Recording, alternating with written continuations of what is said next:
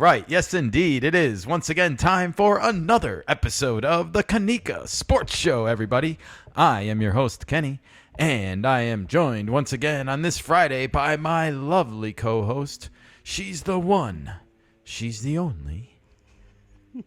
Nikka, everybody. Nikka, the producer. Hello, everybody. Welcome to our first video podcast.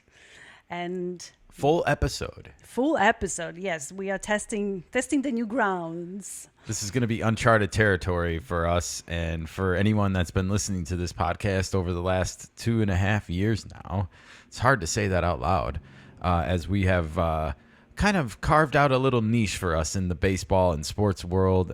If you're new here, if this is your first time here, this is the KeNikka Sports Show, where we look to hold the mainstream media accountable in the sports world, everybody. And we mostly follow here the San Diego Padres, the Chicago Cubs, and most of the other Chicago sports teams. I think that's fair to say, Nikka. That's true. Okay. That's pretty much how we roll nowadays. That's how we roll. But we also like to take a look at all of baseball and all of the sports world. We have our eyes on the NFL draft right now. We're going to have a little draft show come up over the weekend, I think, at some point. So we can keep testing out the mics and the cameras and the live TV studio that we've built inside of our little oasis. It's a little oasis. Okay, then. It's our little portable television studio. We're learning here. It's been quite a journey. OBS, to the rescue, plugging in all sorts of different devices to your computer. We got phones going. We have webcams going. We have an audio mixer going, just so we can hear and play all these great clips that we find on a weekly basis and soon to be coming soon more often, everybody. All right.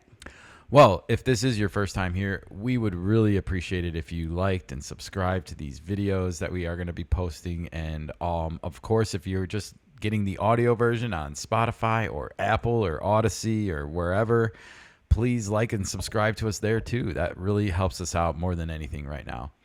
But without further ado, Nikka, we had some baseball on the field this week. Boy, oh boy, things are staying wild in Wrigleyville. The Cubs came through and beat the damn dirty Dodgers twice, I say. And actually, they come back and win the season series 4-3 after starting 0-2 in Japan in those home games. So they don't have to play the Dodgers this season any longer. No. And how does that work? If the Japanese games were considered home games and now they play home games, so they had what, 4 home games? They had 4 home games and 3 road games. And that's just something that happens with the schedule makers on a rotational basis, is you have to play a few teams 7 times instead of 6. I see. And this year it just happened for the Cubs and Dodgers, probably because of these Tokyo Series games. It made it where they had a 2-game series, so you knew that there was going to be another 2-game series somewhere and a 3-game series in LA. So it just worked out to be unbalanced that way. Okay.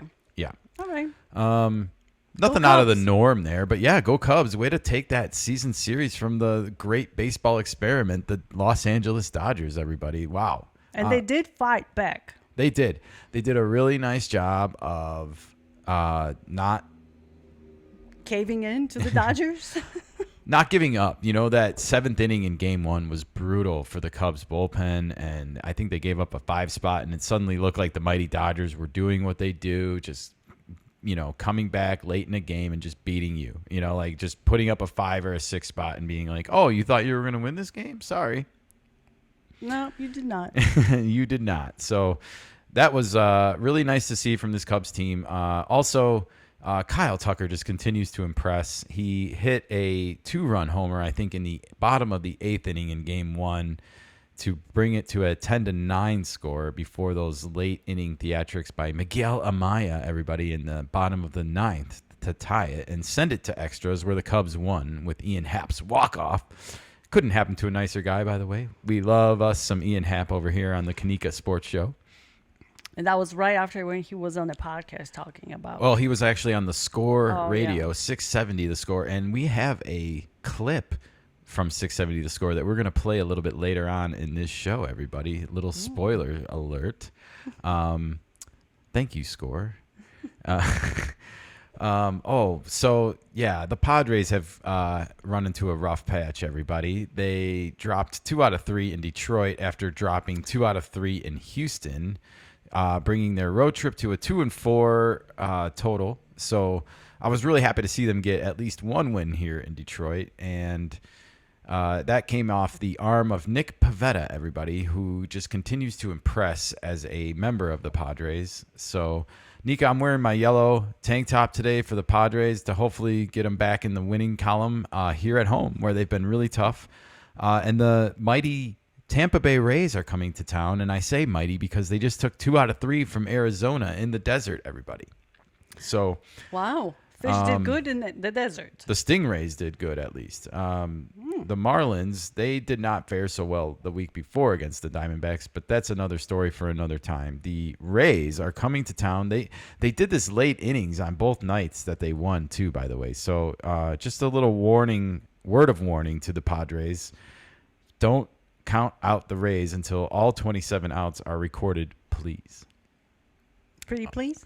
But we have Michael King going on the mound tonight and Dylan Cease going on the mound tomorrow. And Randy Vasquez will get another turn at it on Sunday. So we will see if the Padres can at least win this series, if not sweep them, before the Giants come to town next week for 2. And just a little quick note on that, everybody. Kyle Hart, the Padres' 5th starter, who was the Korean Baseball Cy Young Award winner last year, he has been optioned to AAA, and I don't think this is anything unusual. I think what's happened here is the Padres have 3 off days, yesterday, Monday, and then the next Thursday. And it allows them to skip his turn in the rotation. So they're going to probably send him to the minors so he can get his regular start work in and maybe work on a few things while he's down there too, and probably come back and pitch like 9 days from now or 9 games from now. That's how I'm kind of reading the situation. But other than that, it's been a busy week in baseball. The Mets just keep dominating, Nikka. They are at the top of the NL standings. They have a 5, I believe, game winning streak. 7 game winning streak heading into the weekend. They are playing Washington at Washington. Are they going to keep it rolling in the nation's capital, or are the baby Padres, as we like to call them over here, our adoptive children who we shipped away over there for Juan Soto many moons ago? Are they going to do us a solid and end this winning streak for the mighty New York Mets? Well, I'm sure a team will do that. I don't know if the Nationals will. But statistically, there is a chance for the Mets to lose a game. There is coming. No one wins forever, everybody. Exactly. But I do want to say, I feel like this has been a really impressive stretch by the Mets. And, you know, it's weird to say this, but they're actually getting some much needed helping hands back today. So they have the best record in baseball, and they're doing it short-staffed. And those players coming back today are not Sean Manaea, and they are not Frankie Montas, their big free agent pitching signings from the offseason, who both got injured in spring training. They're not coming back until like May. And I think that's what's really impressive about what the Mets have got going on right now, is they're doing it without 2 of these pitchers that they signed in the offseason, and they've been doing it without their catcher, who we have some news on coming soon. All right, well, it's been going on. The NFL draft is going on. We're still recovering from WrestleMania. We've been trying to put this live show together, and it's been eating up a lot of time. But without further ado, Nikka, will you please play the breaking news intro for us? Sure. Sweet. Let's hear it, everybody. Woo! Ladies and gentlemen, can I please have your attention? This bullet just handed to me. And I need all of you to stop what you're doing and listen. Listen up, everybody. You heard Will Ferrell there from Anchorman.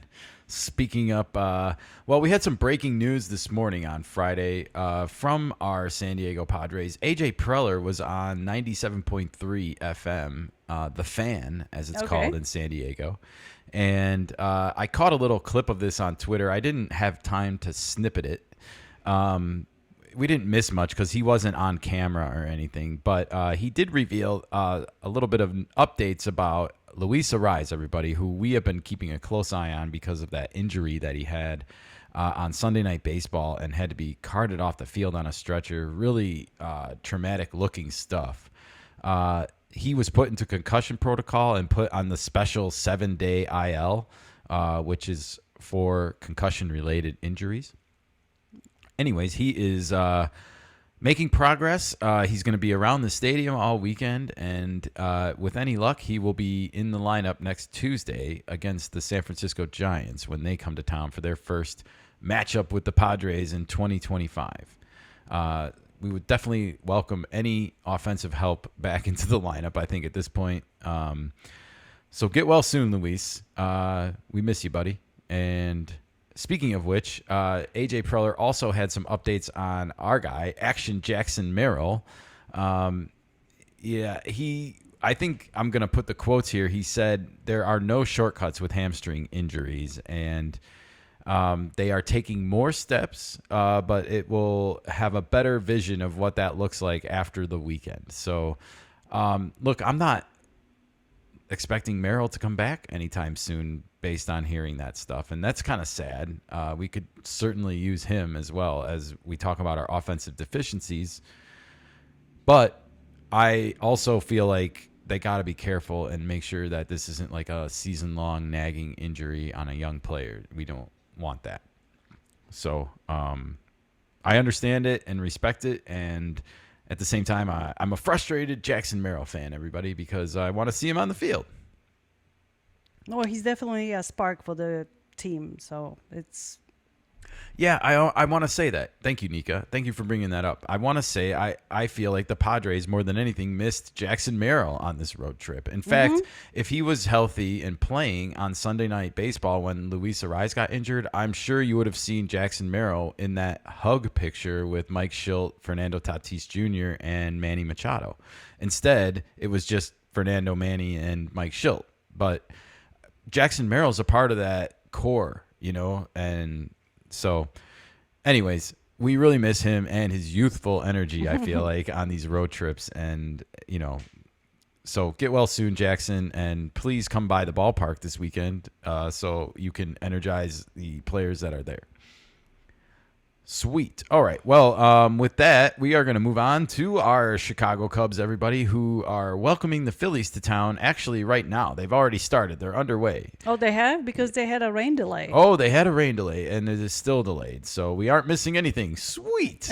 And you thought you weren't getting any news here on our podcast, everybody. Rain delay. Shocker.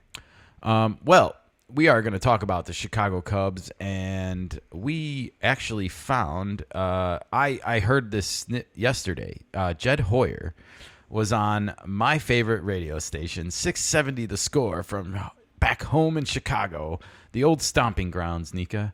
No, we love to root for the Cubs, except for when they're playing the Padres. It's and that's over, and we're going to hear about that in a little bit, actually.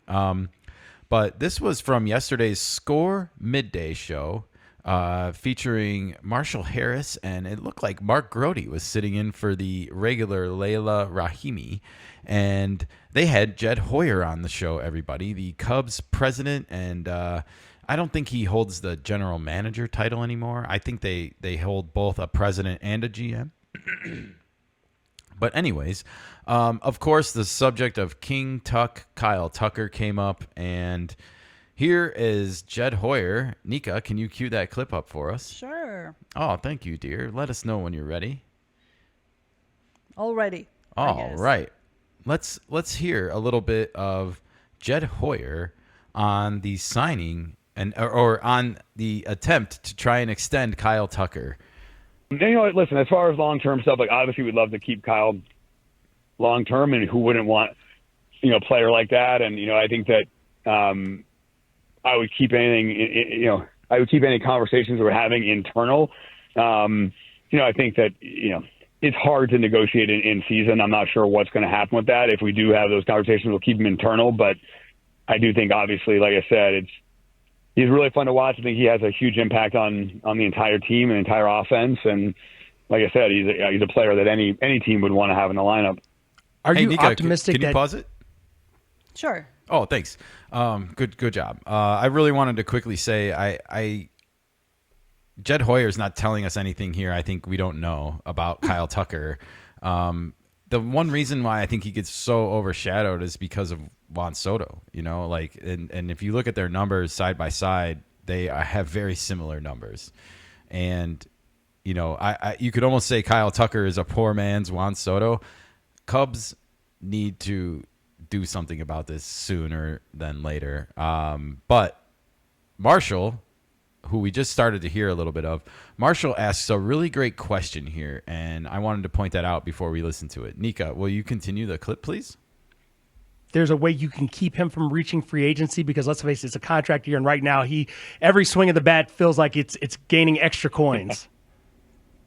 Yeah, I mean, listen, my sense is, and I think the single best recruiting tool that the Cubs have is last night, right? This is a really special place to play. It's an incredible city. It's an even better city in the summer, and listen, I think he's not going to have a shortage of suitors. My hope is that Wrigley in Chicago become really special to him, and he realizes like there's not a better place to play in baseball. But yeah, it's not, listen, he's not going to have a shortage of suitors given his talent level. And, obviously, like I said, it's not something we're obviously well aware of the situation, but like, I think, talking about it, I've got a great relationship with his agency. And obviously if those conversations do have, we'll just kind of keep them tight to the vest. All right. Well, we heard a long-winded bunch of dribble right there from Jed Hoyer. If you've ever heard of the word platitudes, that would be the definition of it right there. It was nothing burger. That was a big, long-winded, I call it hopes and dreams. Maybe a pipe dream for Jed Hoyer here. He's on the last year of his contract, Jed Hoyer. Yes, he is, everybody. He's not going to such a weird situation, how is Kyle Tucker supposed to negotiate with a guy that might not be there next year and trust that he knows what he's talking about with the future of the organization? Like, if he's not part of the talks of the future, how is he going to relay the same message to somebody that they want to lock in for a long period of time? Yeah, I think the Cubs should try and go on a huge winning streak and lock up the Central Division by the All-Star break and re-sign Jed Hoyer, and so you can re-sign Kyle Tucker at this point. Wow. or at least extend him. Well, I guess this is a pipe dream too. Maybe that's why this is all combobulated right now. But at the same time, I want to remind everyone the Cubs kind of gave up a lot for Kyle Tucker. We have no idea if or what Cam Smith is going to turn out to be, but I mean, he caught our attention in spring training with how good he looks at the plate for a young man of 22. And if someone is going to get extended next, I bet Cam Smith is on the list for the Astros because they probably see Tucker and Bregman leaving and think maybe we should lock up some young guys too, and so that they're around a while with Jordan and stuff like that. But that's not here nor there. I just want to remind people what the Cubs gave up to even get Kyle Tucker. And, oh, by the way, the Astros got Isak Paredes and Wisniewski, the pitcher. I can't remember his first name at the moment. But the Cubs have this limited window right now where they have Kyle Tucker exclusively on their team, and they're the only team that can negotiate with him. And yet the general manager / president, Jed Hoyer, is in an uncertain future of his own. So how the hell can Tucker's people negotiate with him, Nikka? I don't know.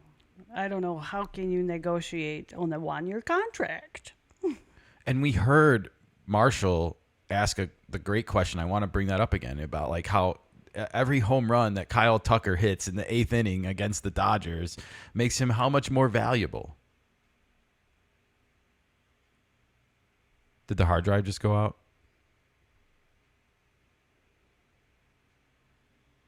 You cannot shake the table. It's that sensitive. Like if it wobbles. I don't think I did. Is it coming back yet? Yeah, it came back. Okay. All back. Okay. That's why this is a trial run. That's why it's a trial run. We have things happening. I'm probably going to copy those files over to the internal drive so that this isn't a problem, but I'm going to have to relink all of them. Do you think getting a small drive like this that is not so sensitive might help? It might, but Or let's a keep thumb going. drive. Let's keep going. Okay. All right, everybody. Well, yeah, I feel like, just to recap this, like, this is a pipe dream for the Cubs right now, and I'm becoming more and more fearful that it's not going to happen. And oh, by the way, Pete Crow Armstrong is becoming more valuable by the second as well. And we just saw the Jackson Merrill contract that got signed, which was 9 years, and it maxes out at $204 million. But he's got incentives to get better as he does, goes. but why wouldn't Pete Crow want some of those same ones? absolutely. I mean, especially if he's going to be a 30-30 player. I mean, he looks like he's going to be. No doubt. He might be a 30-60 player, you know? But the bigger question is how the Cubs going to navigate trying to extend Tucker and put a contract to Pete. They don't need to do both. I know, because Pete is just a rookie at this point. Well, yeah, but they're the most two important players on the Cubs to me, and let me tell you why. Is because Tucker is the superstar that's Sure. been needed in this lineup for so long that Cody Bellinger was not. And you also have a young, youthful energy that is also needed on a lot of like playoff teams these days. We've seen it with the Diamondbacks in recent years. Like we've seen it with the Padres last year with Merrill getting into the playoffs, you know. You need this young energy. The Rangers had Josh Young and Wyatt Langford and Evan Carter on that World Series team. Like I know they're struggling these days a little bit, especially yeah. Evan Carter, but you know, like they caught lightning in a bottle at the right time with their young players, and Pete Crow Armstrong seems to be what that could be for the Cubs this year. he definitely fits that mold. He reminds me of Jackson Merrill very much. They play the same position, different body, and But they're all both that. left-handed. I know Pete's Yes. way faster, and that's not a knock on Merrill because he's way faster than pretty much everybody in baseball. Yeah. But that They does not do- mean that they're both not left-handed. They both can hit with power. They both play a really nice center field. Aside all those comparisons on the body, they bring out the youthfulness, the youth energy to the clubhouse, both of them. Yeah, they really, really do. It's exciting, you know. It's fun to see, and I want the Cubs more than anything to sign these both of these players so that they can have the sustained success. The Ian Happs of the world, the Dansby Swansons, even the Michael Bush, like those are your role players. Those are your core like players that are gonna play the Cubs' way. But Tucker is your superstar, and Pete is your youthful energy that you need on your team right now. You need both. Yeah, 100%. All right. Well, yeah, that's my analysis. And speaking of the Cubs, we heard a little bit of a prediction. Nikka, can you cue up the predictions intro for us, everybody? You should never underestimate the predictability of stupidity. You are the future. Because I'm a bit of a psychic myself. The future looks good. Turns out you're a hard man to predict. Kiss the future. All right. Well, that was a short. All right. Well, that's our little predictions intro, and we make these fun little sound intro montages from pop culture and from other movie quotes and stuff like that, baseball related. We just like to have fun with it, everybody. And this is a prediction that I found on Twitter regarding the Cubs. I'm sorry, it's X now, Nikka. I keep forgetting. I even have big X notifications coming up on my phone, and yet I still call it Twitter. It's like TiVo. It's always going to be TiVo to me. You're not the only one. I People know. always call this Twitter or. Well, sorry, Elon. I know you wanted to rebrand, but it's just not sticking. Okay. Nikka, can you cue up our little clip here from Foul Territory? This was Alana Rizzo and our guy, Ken Rosenthal, the world's greatest Padres fan, everybody. All right. Ready? Hey, we give Ken a hard time on here, but it's all in good fun. Yeah, sure. All right. Ready? Yeah, I want to listen to this clip a little bit because he had a little bit of a prediction about the Cubs since, well, let's take a listen. Let's talk about the schedule, though, Ken, because you mentioned it. April opponents for the Cubbies, the Athletics, San Diego, Texas, the Dodgers, the Padres, Arizona, the Dodgers again. The Dodgers and the Cubs are done playing each other finally.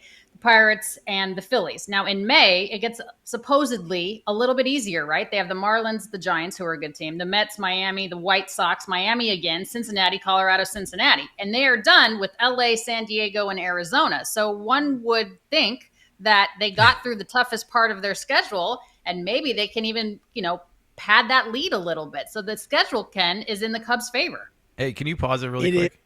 Yeah, before we hear Ken's response to this, I just wanted to point out, Alana mentioned the Mets in there. That's not going to be an easy matchup for the Cubs. I don't know if they have to play both times, like at New York and at Chicago in May, or if it's just once. But, the Mets are definitely not going to be an easy matchup in anybody's May for the Cubs. So, but let's hear Ken's response, because it's rare, everybody, that this Ken is in agreement with Ken Rosenthal. And for once, I was in agreement with Ken Rosenthal today. Nikka, can you continue playing Ken's answer here to Alana? Sure. But Alana, you know this from years of covering the game too. That can be a trap. And you can't ease up when you're playing lesser teams. It's still Major League Baseball, and on any given night, any team can beat any other.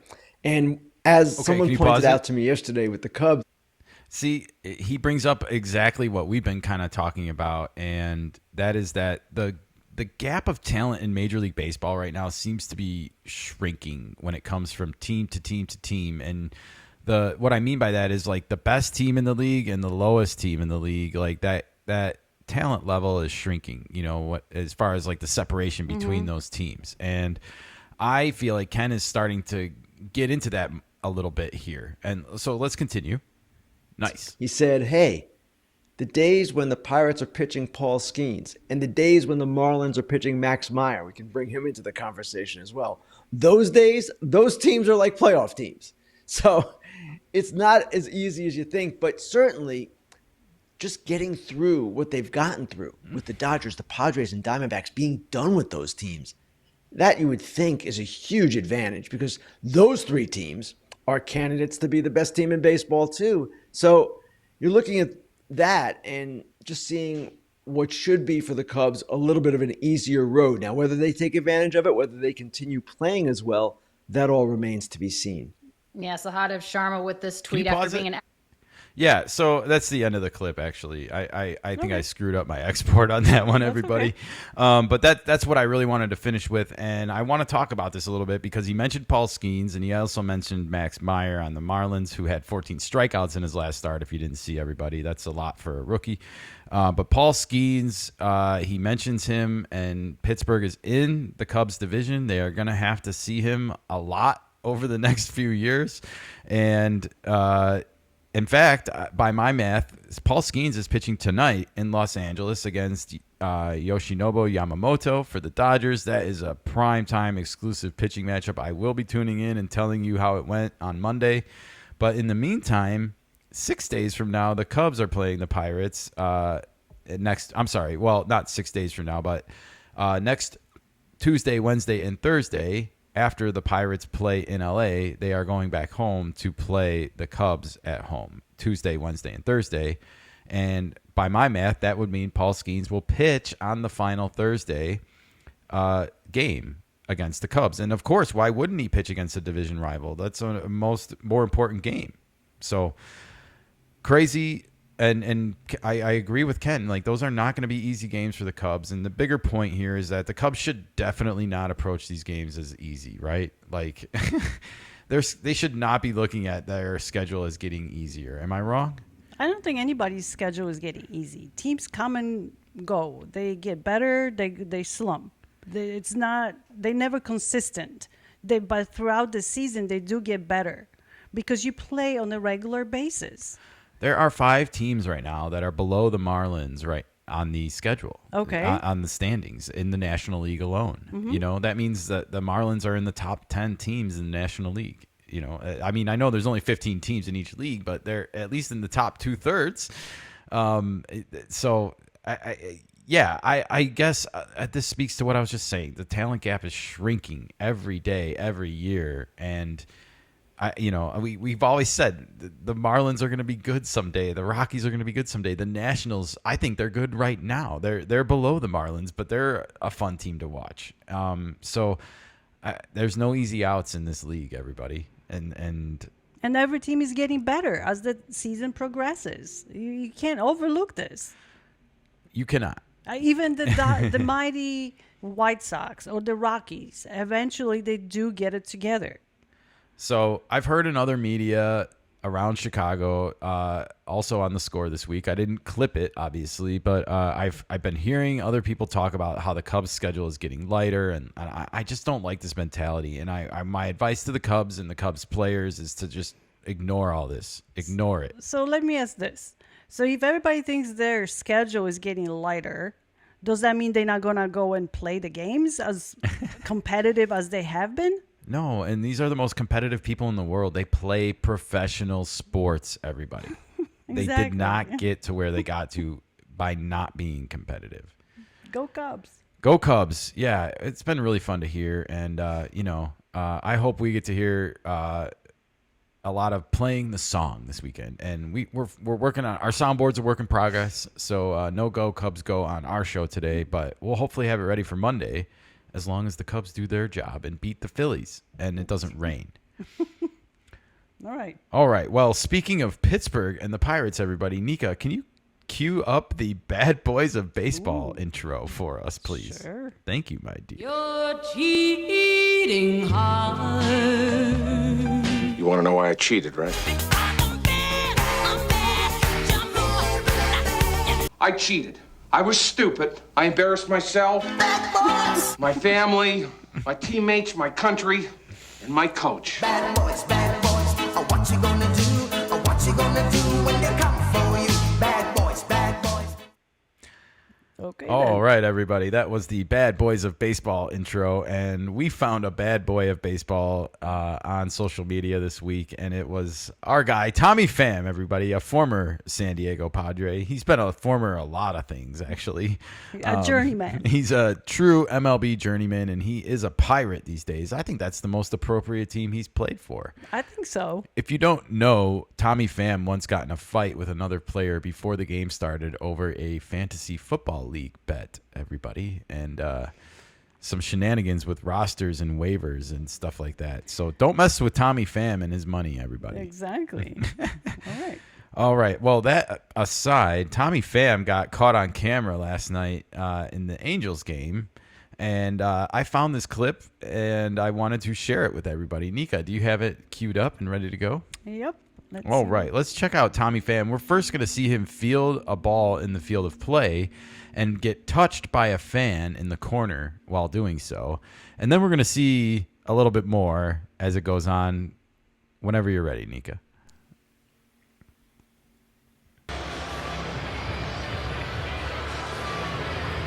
There's a fan that kind of brushed up against Tommy Pham, and you see Pham's reaction to that fan putting his glove on him. Can you pause it really quick? He doesn't like to be touched. Tommy Pham gives the stare down of the century right there, folks, to that fan. Like, I would already be upset or scared a little bit if I was that fan. Like, is this guy going to meet me in the parking lot after the game? All right, we don't do that anymore. But still, that's an intimidating stare. But that guy was reaching way beyond the... Yeah, don't touch the players, guys. Don't touch the players. You don't have right to do that, okay? Yeah, you shouldn't be trying to grab onto a player. If the ball crosses the imaginary line in front of you and is a true foul ball, you have every right to try and catch it. But this was on the ground. This isn't... Yeah. Don't touch the players. You want to play... Yeah, please continue because the best part's coming. So he wants maybe the fan to be... Let's keep an eye on Pham here. Removed from the area here. You don't want to see that contact made with a player. Never. That game in Houston where that fan ripped the ball on Mike Trout's glove, and the fan, well, there, Tommy Pham, says hello to the crowd. So wait, who was he doing the gesture to? That was a hand gesture, everybody, in case you missed it. But was that to you the might fan? have to rewind our podcast a little bit if you missed it. But Yeah, the stare down was great, but and also I wanted to write down, this is the FanDuel Sportsnet Anaheim broadcasters. I can't find their names. I found who their names are, but I'm not sure which is which, and there's multiple people listed. So I just wanted to credit who this is from, but a really colorful job of dancing around what was happening on camera here, because Tommy Pham literally gives the the hand job signage to this fan who touched him. For all these people who are not having a video, thanks for explaining, Kenny. No problem. Yes. So funny stuff there. Funny line from the announcer about it, and just a really hilarious thing to get caught on camera. Now, do you think that he's going to get fined for this? Who? Tommy? Yeah. I don't think so. I do. Really? I think that's inappropriate to do at a game where there's kids. Like, okay. No parent wants to, in the middle of a baseball game, explain what the hell that was, and some of them might struggle on the spot to come up with an excuse of like what it was. So, he was churning butter, like, I don't know. We can offer some suggestions. He was spanking the monkey. He was, that's Scooby-Doo, everybody. Had to put that in there. All right. Well, we just wanted to share this with you. I want to make it clear, Tommy Pham wasn't cheating or anything like that, but he had every right to be upset about this. I don't know if he should be giving the hand job signage, everyone, in the middle of a baseball game, and should control himself a little bit more than that. But although it was hilarious. It was. Nothing came officially down from this yet. No, nothing has. I'm just wondering if he's going to get fined like $10,000 or something. Otherwise, you might have more players thinking that they can just give inappropriate hand gestures to fans, and I don't know if that's the road that MLB wants to go down. Probably not. I would particularly enjoy it because it would give us a lot of great content here on the podcast, but I digress, everybody. The KeNikka Sports Show will move on, and Nikka, Yes. can you please cue up Stop the Presses for us, everybody? Stop the press. Listen, I'm sorry about what I said. I was being an idiot.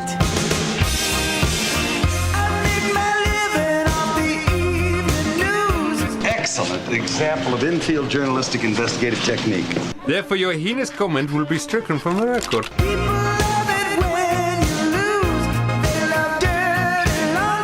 I just happened to notice that our presses aren't running, which strikes me as rather odd since we are, after all, a newspaper. Yes, indeed. It is time to stop the presses, and it is time to hold some of the mainstream media accountable for their questionable opinions that they've been spreading amongst the airwaves. And if this is your first time here, we make a lot of use of MLB Network. For starters, they're the easiest pickings on the planet because they all wear suits to work, and it's got to go, right? They wear suits to talk about baseball. Oh my goodness, everybody! Please make that make sense. And the overnight girls, by the way, you need a makeover too. Like, I mean, no offenses, your dresses look beautiful and everything, but it's really just not baseball appropriate to me. I'm sorry, I don't know how else to put it. Like, put on some knee-high socks, some jean shorts, and a Henley T-shirt, everybody, and a ball cap, and I guarantee you'll still have just as much sex appeal selling. And just these old suits gotta go. You gotta go. Yeah, get in with the 2025 for sure. When Lauren Shihadi dresses for Casual Friday, that's how it should be every day on the network, everybody. Every day. You heard it here first. Yeah. We are the fashion police, and you're overdoing it. It's 2025. If you want those TikTok numbers, you got to stop acting like it's suit? 1980. All right. Well, this clip, Nikka, comes to us from MLB Now, the self-prescribed thinking man show, everybody, hosted by Brian Kenny.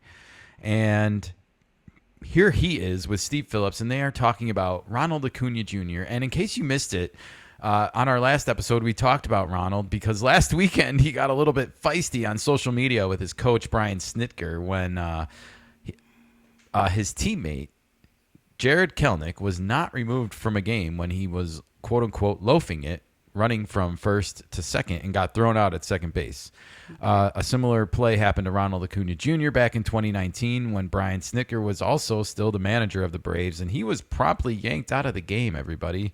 And he was not happy about watching this unfold 6 years later. So Ronald Acuna Jr. has been a topic of conversation this week, and here's Brian Kenny and Steve Phillips questioning, is Ronald Acuna Jr. really even a superstar? Okay. Let's hear it. Let's hear the first part of this clip, and this is going to be Steve Phillips, everybody, with his opinion on the situation. Of course he's a superstar. He's an MVP. He's a 70-40 guy. Yes, he is a superstar player. There's no question about that. He's going to be a guy that puts up huge numbers throughout his career. And yeah, he's had the injuries and everything else. His social media game's not all that great, but absolutely from baseball perspective, he's a five-tool superstar. See, I think of him Can that you pause way. it? All right, great. So this was Stephen Phillips giving his response. And, you know, of course, he's on the player's side here. He's going all in on Ronald Acuna Jr. He calls him a 70-40 guy. I ask, is he still, I mean, after 2 knee surgeries, is he going to steal 70 bases ever again? I just don't think so. I don't think any team that signs him or pays him is going to let him, including the Braves. I hope I'm wrong, because I don't want to see players nerfed by their own injuries, but, you know, life is life, and it just happens when Also, you have 2 knee surgeries like that. He's getting older. Of course, he's aging. You know, he's not 19 anymore. Exactly. So I like the social media joke there by Stephen Phillips, and that's why I told you about what happened last week. But is he still a 5-tool player then if he can't run the bases and steal like he used to? I'm going to give him the benefit of the doubt and say yes, he can still be a stolen base threat, especially if the Braves get to the playoffs when they might take the handcuffs off him a little bit. However, Brian Kenny had a little bit of a different response here, and Nikka, that means it's time for today's Daily Double. I was on top of that one. Yeah, she was. She likes her little soundboard over there, everybody, and I am happy that she has it functioning and working on our first video podcast.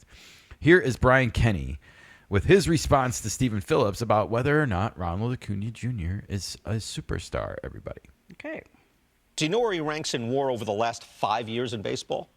Do you know where he ranks? I don't. 44th. Okay, so he's had some injury time in there. But now it's a number of, like, Steve, if it was 1, he blew out his knee, right? It happens. But here, his last 4 full seasons, he plays 82 games. So the OPS plus is good there, right? But that's 3.5 win. It's a great half season. By the way, they win the championship without him, the World Series title in 2021. 2022, he plays 119 games. The OPS plus, not that great. 12% better than league average. He's a 2-win player. 2023, that's a superstar season. All right, we're done. Yeah, no question. MVP, superstar, all that. Last year, 49 games, only had a 100 OPS plus when he got hurt. So that year sways me. He's a superstar talent. He's potentially an all-time great.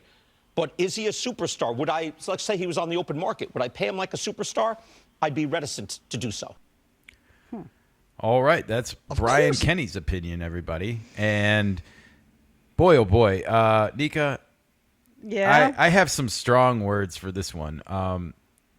I was looking at the WAR numbers when that graphic was on screen, and you know, I know he ranks 44th, but a couple things here. Ronald Acuna Jr., if you take that 82 games in 2021 and you double that, that's pretty much what he got in the 2023 season. So those 2 seasons are not very far apart. You know, the 2022 and the 2024 season, so the 2022 season was always going to be not as good. There's statistical data that shows players coming back from ACL surgery or MCL surgery usually perform at about 75% of their numbers, and that's kind of what Acuna Jr. did in that season. He followed it up with the amazing 40-70 season. My prediction is when he comes back this year, he's going to perform about similarly to how he did in 2022, which was going to be looked at as not great, but it's all a part of the recovery process. It's major knee construction surgery, folks. It just doesn't all come back right at once. No, definitely. So I'm a little bit critical here of Brian Kenny's analysis because he doesn't mention that like these are major surgeries and that they actually come with like this 25% handicap of your numbers kind of when you're first coming back. And anyways, I don't think it's a fair argument. That was my biggest point, and I don't think Stephen Phillips is necessarily 100% right either. I think Ronald Acuna Jr. needs to come back, and he has to prove some stuff. You know, Brian Kenny did bring up one good point, and that is that the Braves won their World Series without him. The one championship they've won. They gave up Freddie Freeman, everybody, and rightly so, in my opinion, to build their team around Ronald Acuna Jr., and yet he had another knee surgery, and he's kind of been, you know, a jerk on social media instead of, you know, keeping that stuff kind of behind closed doors. He could have certainly had that conversation with Snitker behind closed doors. He should have. And Matt Olson, that got traded for Freddie Freeman, is doing really well for them, you know, as a younger version of Freddie Freeman. Yeah, 100%. So, all right, Nikka. With that, we can move on to some injuries if you want. Oh, we got injuries. We got a few updates and we got a few new ones. All right. Ready? Yes, doctor. Doctor, give me the news. I must confess, you have an astonishingly good idea there, Doctor. Damn it, man, I'm a doctor, not a torpedo technician. Dr. Harris. What about torpedo Do you bags? concur? Is there anything you can do, doctor?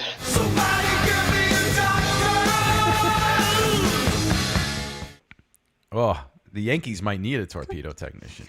They might. They might.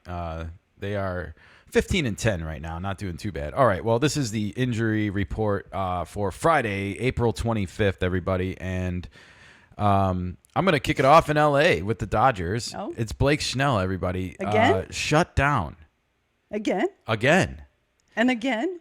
And again. He was working on getting back into the rotation.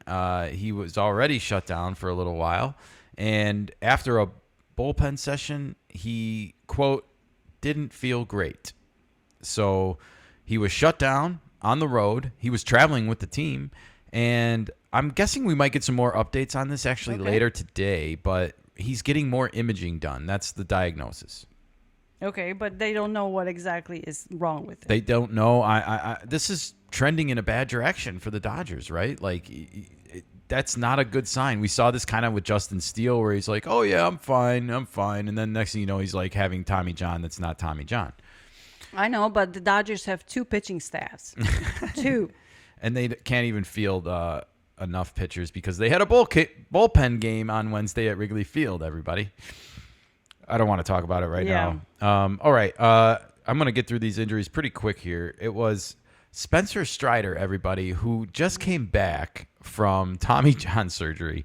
How often do we see this, Nikka? When someone comes back from a major injury in a rehab, they get hurt again right away. I got one for you. I got one. Yeah? From our favorite team. Oh, yeah? Dustin May. Dustin May. That did happen. Well, luckily he's not going back under Tommy John surgery, but he does have a hamstring strain.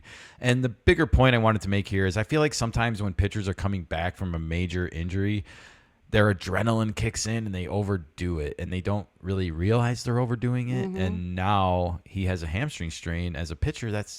We see what's happening with Jackson Merrill, how much time he's missed as a player. And fortunately as a pitcher, your legs are a huge part of it. And he's not even going to be able to pitch now after he just got his arm back. And the Braves are in bad shape, everybody. Okay. Kumar Rocker, the Texas right-hander, is on the 15-day IL with a right shoulder impingement. That doesn't sound great, everybody. An update for you on Grayson Rodriguez. I think the last we had it, he was getting tested for a shoulder injury, correct? At first he had the elbow and then the biceps and then it was the shoulder and now it's he's been officially diagnosed with a lat strain and the Orioles think he's going to be up and throwing in a few weeks. You know, I don't mean to single out any one player or anything like that, but it really feels like this could be a situation of a player looking for an injury. And, you know, maybe the stuff hasn't been there. Maybe the velocity's not coming back after an off season and maybe the player starts psychologically looking for a reason and an answer instead of the fact that maybe they didn't do the off-season workouts that they should have been doing. And your body will accommodate. Your body will age. Your body will change. Not even You're not going to stay 19 forever, sure, folks. but when you start looking for a problem, you're going to find a problem. Yeah, I don't like this. And I don't like how it's been kind of moving around from the elbow to the shoulder and now the lat. You know, I know the lat is kind of connected to the shoulder, but at least it's not what I first think of when I think of a throwing shoulder injury, you know. They are staying in the same area. Consistency. Well, we'll see if he's up and running in a couple weeks and throwing like they say, or if this is going to turn into a long-term situation. But the Orioles are really hurting. They are 10-14. They're not good, and it's rough out there, everybody. They've underperformed, and a lot of people are worried that they had this great young core of players, and they just didn't cash in their poker chips at the right time. And it's a lesson to a lot of teams out there. You got to get it while the going is getting. Get it while the going is hot. All right. All right, Nikka. And one position player I wanted to talk about is the Twins utility infielder. Willie Castro has gone on the 10-day IL with a hamstring injury. And Corey Seager, like a rock, everybody, is on the 10-day injured list. And I didn't write down what was wrong with him. I think it's also it's a right hamstring injury, everybody. So hamstrings abound. I think, don't quote me, that Willie Castro injury might be wrong. It might not be a right hamstring. I think that was Corey Seager's, and I think I did not write down Willie Castro's injury. My bad. That's all right. Sorry, Willie. You're just a utility infielder. Hopefully you get better. No, I'm just joking. All right, Nikka, with that said, I'm a little bit behind on our show of welcome backs. Can you please cue up some welcome backs? Oh. Back again. He's back. Welcome back to the fight. Welcome back, welcome back, welcome back. Welcome back to the land of moving parts. Oh, boys! I'm back! Nice Independence Day at the end. Yeah. Randy Quaid giving it to us straight. Yep. So who's coming back? Coming back. Well, I'm a little bit behind, so I'm going to get you guys caught up first. Forrest Whitley has returned to the Astros bullpen. He's a relief pitcher, a righty. He's gone 2 innings, struck out 2 in 1 game so far, and put up some zeros, everybody. Liam Hendricks, our guy from the Boston Red Sox, has finally returned from his Tommy John surgery. This, of course, came after he came back from cancer. Yeah. It's been a tough few years for Liam Hendricks, and we should all give him a round of applause. Welcome back. Welcome back. Definitely well-earned. He's gone 3 innings pitched in 3 different games and struck out a pair, everybody. And Zach Neto, the Angels shortstop, the 2022 draft pick. Yeah. He has returned to the Angels roster with a couple of home runs, 4 runs scored, 4 RBIs in 6 games of action. So welcome back, Zach Neto. And we are going to finish this welcome back segment in the Big Apple, everybody. It is the New York Mets who are welcoming back some welcome faces today. It is first going to be Jeff McNeil. The second baseman / outfielder is coming back from an oblique strain. And their catcher, one of the best young catchers, I feel like, in baseball, Francisco Alvarez, is returning from, he had that broken Hamate hand bone that we saw a few years ago from Mike Trout. This doesn't sound pleasant. The Hamate hand bone injury is a small but painful. It causes you not to be able to squeeze the bat. So welcome back, Francisco Alvarez. It's, again, amazing, right, what the New York Mets have been able to do while missing some key starting pitchers, some key position players. Are they the team to beat right now, Nikka? Potentially. Yeah. I mean, and they have the amazing Soto. They do. Well, they invested a lot of money into that team, so they want to have some ROI. ROI. Return on ass? Yes. No, that would be the return on investment. Yes, of course. So welcome back to the land of the living. And as we heard in the intro, the land of moving parts. That one always gets me. Okay, well, that is it for the welcome backs. That's it for the injury report. So, Nikka, can we go beyond? Yeah, we can go beyond. All right. There are some things in this world that go way beyond human understanding. Things that cannot be explained, things that most people don't want to know about. I wish it just meant runs and hits and errors, the things you can see in a box score. Treasures beyond your wildest aspirations. To infinity and beyond. For the Indians, 1 run on, let's see, 1 hit. That's all. We got 1 goddamn hit. Thank you, Bob Uecker. Did I cut you off at the beginning? Oh, no, I jumped the gun. No? Yeah, it's been known to happen around these parts, folks. Never short on words, am I? Nope. All right, well, we are going beyond this week, and it is MLB Now again returning, and it is Stephen Phillips and Brian Kenny once again. But here we are going to get a little bit of Stephen Phillips's window into a player that I've been following this year, Jacob Wilson, the shortstop for the Oakland A's, and son of former Major League player Jack Wilson, everybody. Oh. And Jacob Wilson is my kind of player, as we're going to hear here in this clip. Let's play this, shall we, Nikka? Sure. This kid is unbelievable at how he can make contact at the plate. 82 at bats this year. He has struck out 3 times and has not walked, yet he's hitting .354. But his walk percentage is 0? How sustainable, Steve? 0. I mean, no, that's... He's hitting .354. Can you pause unless it? you try to... This is hilarious to me. Like, Brian Kenny can't fathom that a guy is like not walked. And while I will be the first to admit that is a crazy kind of stat for someone that has 82 at bats this season, I don't mind it. I don't hate it. I don't like young players that are coming into the game looking for walks. Mm-hmm. I don't think young players should be that kind of player. Is he a rookie this season? He is. Okay. And I just don't feel like he did this in the minor leagues too. These numbers match what he did in the minor leagues, as you're about to hear. Can you continue the clip? Walk him. He's not going to let you walk him. And for an intentional walk, he says, I'm going to stay. But he did this in the minor leagues. He's a 401 minor league hitter. He didn't walk in the minor leagues either. 22 walks, 20 strikeouts in the minor leagues, and 390 at bats. He's not doing the 3 true outcomes. God bless him, right? Like he's going against the grain for everybody else. Ron, what do you have? Unsustainable, but he comes from good stock. His dad, Jack, was a hell of a player. You know, this answer at the end by is that Eduardo Perez, I think, on the end. I don't know who it is. I'm sorry. But this quote about it's not sustainable. Like, hello, we have Luis Arraez, we have Stephen Kwan. Like, it is possible.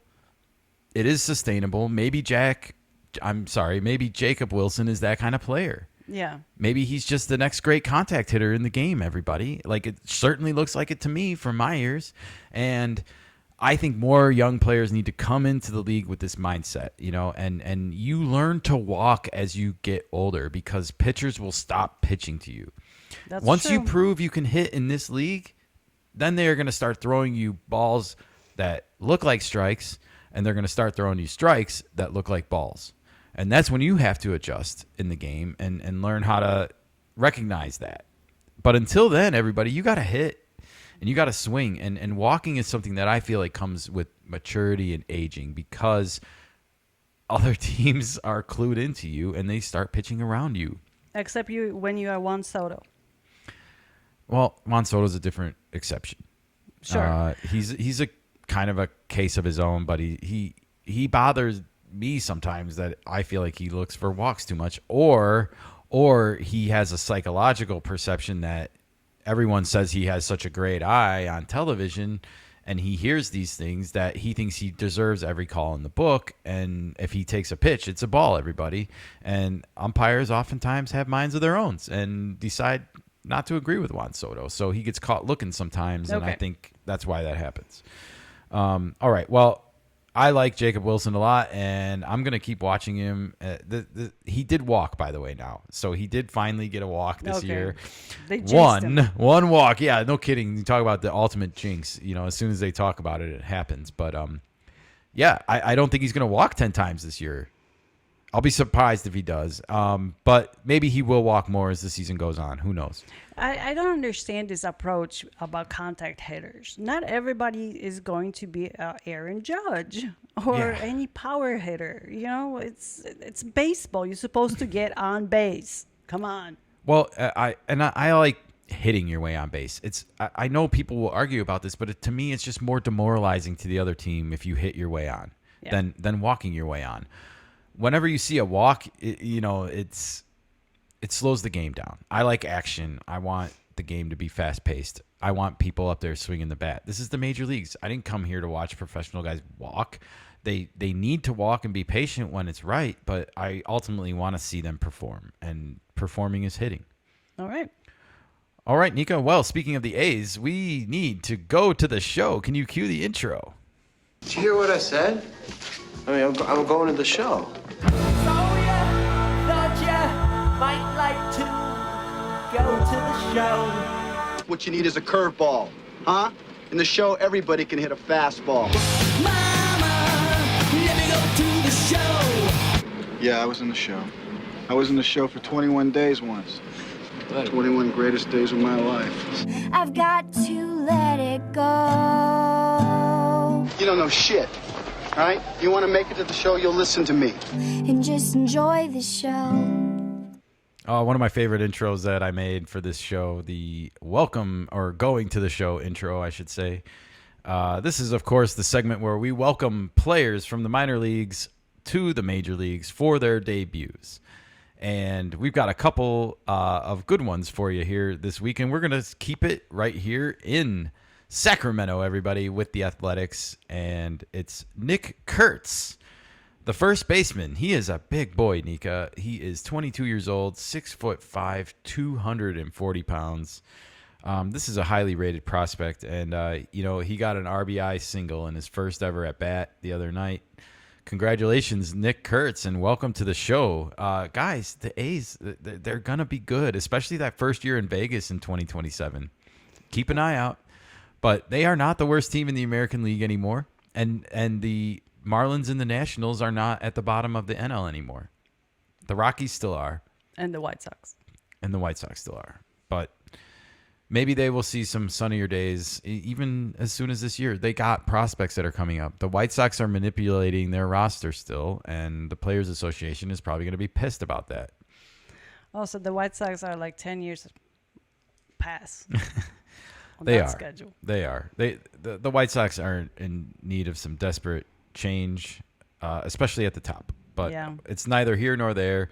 You know who it is time for? It's time for the Pittsburgh Pirates to welcome Matt Gorski, everybody, an outfielder first baseman, to Pittsburgh for his major league debut. And guess what? 2 hours after he got called up and added to the team, he hit his first major league home run. Oh, nice. That is a really cool thing. And, Pittsburgh needs a player like this because they have schemes. They don't really have a name players. They have a couple old-timers in there, but that's it. We mentioned Henry Davis on the episode last with a milestone because Paul Skeens and Henry Davis became the first #1 picks overall to be a battery in Major League Baseball. But Henry Davis has not panned out. Brian Hayes is not an all-star. He might be a nice player, but he's not an all-star. O'Neal Cruz is maybe starting to put it together. He has 7 home runs now, and he had a fantastic road trip. So we'll see what happens when the Pirates play at the Dodgers this weekend and then at home next week against the Cubs with O'Neal Cruz. But it's been an adventure in the outfield. McCutchen is old. He's there for leadership and probably the right place for him to be right now. But it's not all peaches and rainbows over there in Pittsburgh, and they definitely could use the help. So we'll see how it goes for Matt Gorski, everybody, the Polish first baseman / outfielder. If it's Polish, it will be Górski. Oh, thank you for the authenticity. To Nikka, the producer. That's why she's here, everybody. All right, well, that was going to the show. And without further ado, can you cue up some Bugs Bunny for me, Nikka? Oh, short and sweet. It's Bugs Bunny reminding me that it's time for extra innings here on the KeNikka Sports Show. And, before we get into this, I just want to say that it's been fun doing this show on video for the first time this year. And we're going to get better as we go along, I promise. We're going to keep adding more graphics and more sounds and videos and hold the mainstream media accountable, everybody. Somebody's got to do it. No one's doing it in the sports realm. So that's what we're here to try and do. And if you like what you hear and you like what you see, please, just a reminder to subscribe and click that like button. It really helps us out.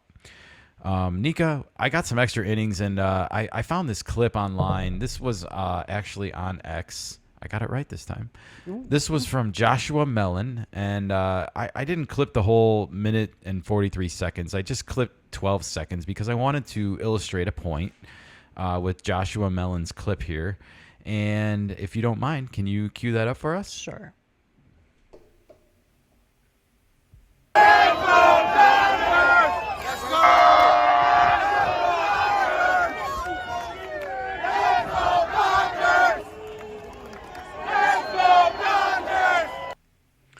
What's going on in Chicago? All right. Well, that was the LA Dodgers parade, everybody, in Wrigleyville. This was on Tuesday, I guess, afternoon before the evening festivities got kicked off at Wrigley Field. But I left the clip running just long enough so you could literally see they're at Clark and Addison right in front of Wrigley Field. And they're doing this parade in the middle of 5 p.m. rush hour. And Nikka, we've lived in Chicago. The entitlement around this to stop traffic, I'm kind of disgusted by this. I'm still stuck that they have following groupies. I wanted to play this because we've seen this before. We've seen this happen in San Diego with the Dodger fans just marching down the middle of San Diego to go to the game. And here they are doing it in Chicago. I appreciate that they have this traveling road show going on with the Beatles or something of baseball. But at the same time, you shouldn't stop Chicago traffic. It's really rude, actually. It's hard enough to get around Chicago as it is. And we don't need fans from other cities coming into town and slowing things down. That's a very good point. But this wasn't a full-on parade or anything like that. It's not, but it still is. It's entitlement. Yeah. It's this is baseball's most entitled fan base at work. Oh gosh, yes. This is their MO, and we see it more often on a regular basis because we follow the Padres so much. There is no player that the Dodgers don't deserve to have on their roster. Yep. They have 2 starting pitching staffs on their roster, folks, and most teams can't afford 1, and they have 2.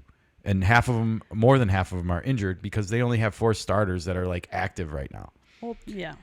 This is turning into a joke, and I just wanted to point this out. And oh, by the way, Dodger fans, you know what you should really be doing is marching around Los Angeles and maybe working together to clean up that city, because you and I both know that if you go from one block to the next, there's likely to be a bunch of homeless people living in their cars on the street and a bunch of trash everywhere. Make your own town and city more walkable. That's my message to you, Los Angeles, and stay out of other people's towns until yours is sparkling clean. That's a great advice for the city. Too bad nobody's going to take you seriously. No, they're not. They're probably going to tell me how wrong I am and, of course, and how great it is. But guess what? We lived there, folks, for quite a long time, and we got the receipts. And I can tell you the exact addresses that you should go and clean up first if you really need a helping hand. I got a long list. You got a long list and receipts. I do. So all right, Nikka. Well, wow, I think we made it to the end. Well, we did. We recorded a video podcast, everybody. Our hard drive got unmounted one time, and we survived. We kept it going, and we made it through all the way to the end. We'll have to see if the video is still in sync. We'll have to see how it all came out and how it all came together. But we hope you enjoyed it, and we look forward to posting it for you. We will have to post it so we get some critique and responses how to do better. Yes, and we are more than willing to be open to the right people. Make sure you're the right person. Then. Isn't that a 2025 answer, everybody? Well, this is going to do it for this episode. Nikka, thank you for joining me, and thank you to all who listened and took in this content. It was fun, and we will be back here again over the weekend to recap the Bears drafts and talk about what picks they land, because we only got one so far, and it's a tight end, everybody, and it's the first tight end that the Bears have taken in the top 10 since Mike Ditka. The Bears. And in case you didn't hear me, because Nikka interrupted, it was since Mike Ditka. I think everybody heard you. Okay. All right, everybody. Happy Friday. We'll see you soon. Bye. Bye.